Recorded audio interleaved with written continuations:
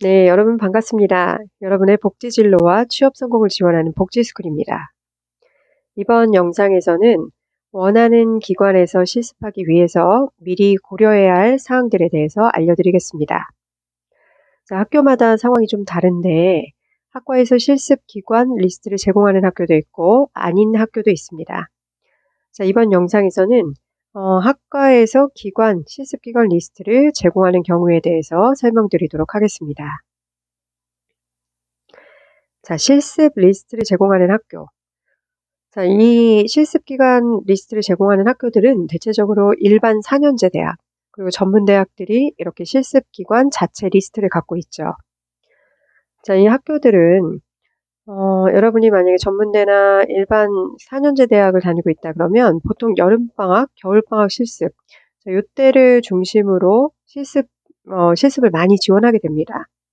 자, 그래서 각 학교에서는 여름방학 실습 같은 경우는 대체적으로 5월, 겨울방학 실습 같은 경우는 11월에 그 기관 리스트를 제공해요. 보통 사회복지학과 그 학과 게시판에 이 기관 리스트들을 쭉 붙여놓고 그리고 자기가 원하는 기관, 실습을 원하는 기관, 그 옆에다가 지원 신청, 자기 이름을 적게 되어 있어요. 보통 이런 방식으로 많이 합니다. 자, 그래서 이 그 학과에서 갖고 있는 실습 기관 리스트는 우리 학과랑 연결되어 있는 실습 연계기관, 그 다음에 산학협력 체결기관, 이런 기관들을 묶어서 리스트를 제공합니다. 그래서 이 리스트를 받는 이제 학생들 같은 경우는 좀 편하게, 수월하게 기관을 선택할 수 있죠. 그리고 이렇게 그 실습 연계기관이나 산학협력 체결기관, 이렇게 연결되어 있는 기관들은 대체적으로 학생들을 다 받아줘요. 그러니까 막 떨어뜨리기보다는 대체적으로 받아줍니다. 아주 막 그러니까 경쟁이 치열한 복지관들, 이런 기관들 외에는 웬만하면 우리 연결된 학교의 학생들을 좀 받아주는 편이에요. 자, 근데 이제 이 그 리스트의 기관들은 매 학기 조금씩 변화가 있습니다. 자, 기관 상황에 따라서 뭐 변화가 있을 수 있고요.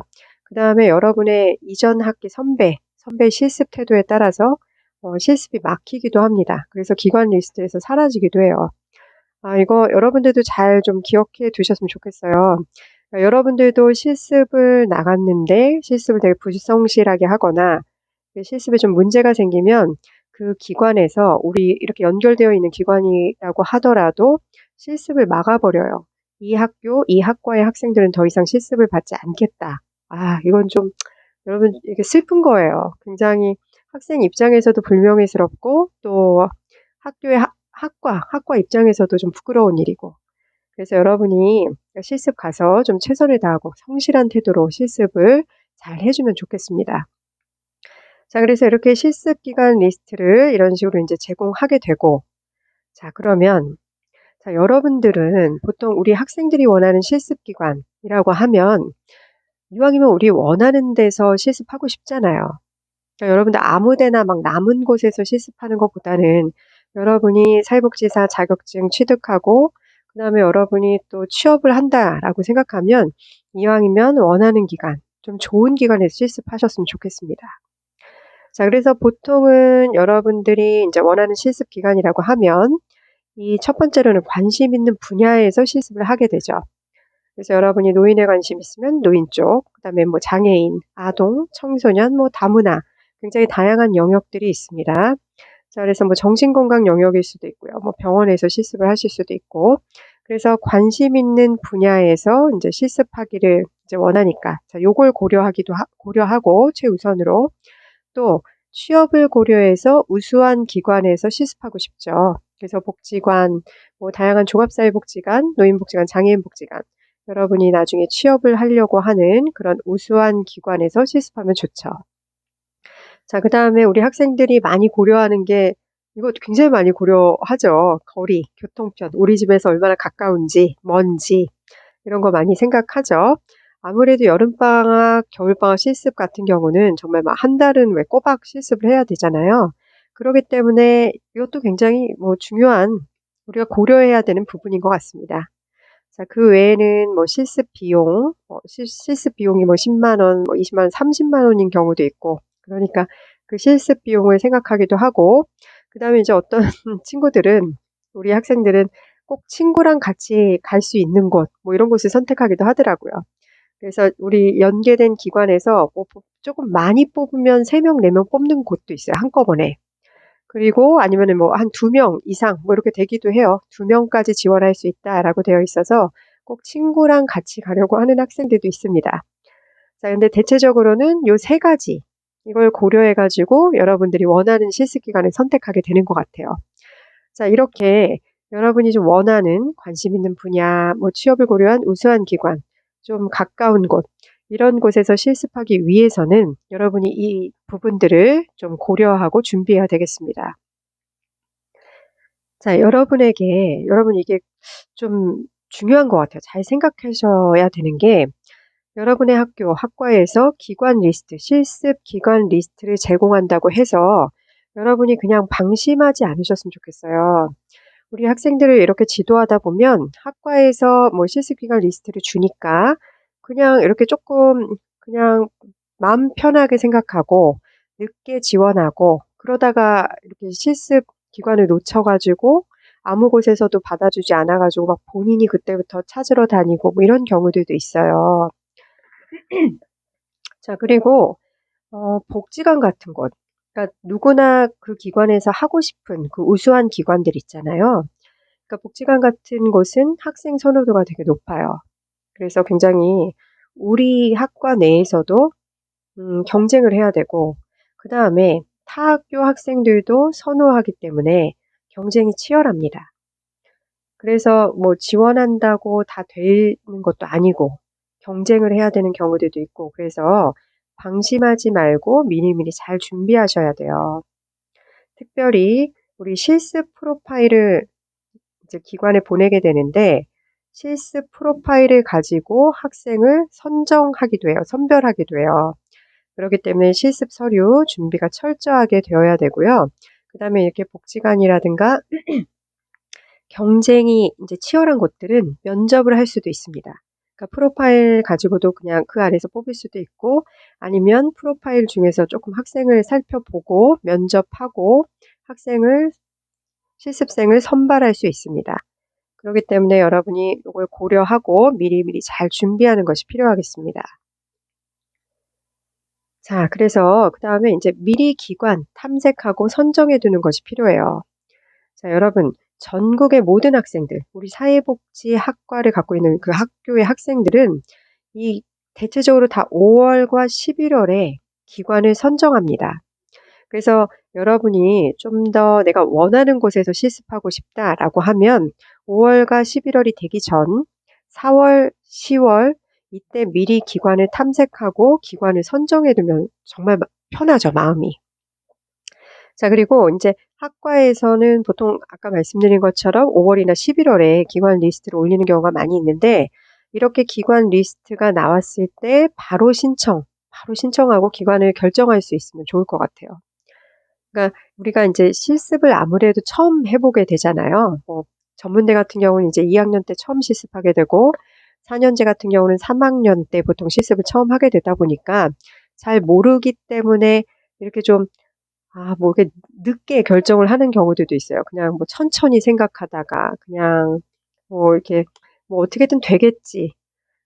뭐 이렇게 생각을 하면 본인이 원하는 곳에 실습을 못할 수도 있어요.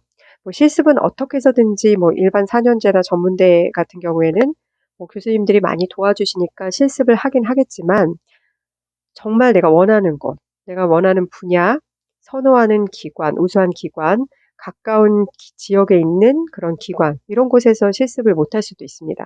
그래서 우리 학생들 같은 경우에는 그때그때 바로 신청을 못 해가지고 정말 1시간 반, 막 이렇게 2시간씩 걸리는 그 기관에서 실습하는 경우들도 있고 굉장히 어려운 일들이 생겨요. 아니면 자기가 선호하지도 않는 그런 기관에서 실습하는 경우들도 있고. 그래서 여러분이 조금 미리 준비한다면, 미리 기관을 탐색하고 결정한다면 여러분이 원하는 곳에서 재미있게 실습하실 수 있으리라 생각합니다. 자, 만약에 그 한 기관에 여러 명의 학생이 실습을 신청했을 때, 자, 이랬을 때는 학과에서 어떻게 결정하는지 알려드릴게요. 자, 요걸 좀 참고하고 있으면 여러분이 원하는 실습 기관 선택하는데 좀 유리할 수 있어요. 자, 학과에 따라서 그 방법이 조금씩 다를 수가 있어요. 여러분의 학과에서는 어떤 방식을 선택하는지 한번 알아보세요. 자, 보통은 이 방법들을 많이 씁니다. 자원봉사, 그 이전까지 자원봉사를 얼마나 했는지, 그 자원봉사 시간으로, 그러니까 뭐, 인기 있는 기관들 같은 경우에는 한 명을 뽑는데 뭐, 세네 명이 몰리기도 해요. 같은 학과에서도. 뭐, 두 명 뽑는데 뭐, 여섯 명 몰리기도 하고.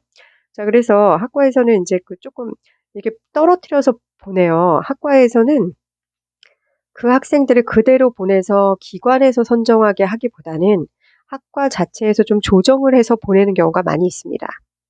자, 그래서 보통은 자원봉사 시간, 그다음에 그 실습 기관 관련된 경험이 있는지, 뭐 그 실습 기관이 무슨 뭐 노인복지관이다, 무슨 노인복지관인데 그 노인복지관에서 뭐 자원봉사를 했다거나 거기서 뭔가 뭐 행사 지원을 했다거나 뭐 관련된 경험이 있는 학생, 아니면 그 분야의 봉사 경험, 노인복지관이라면 노인 관련된 봉사 경험이 있는 학생인지, 자, 이런 것들을 주로 고려해서 그 학생을 선정을 하고요.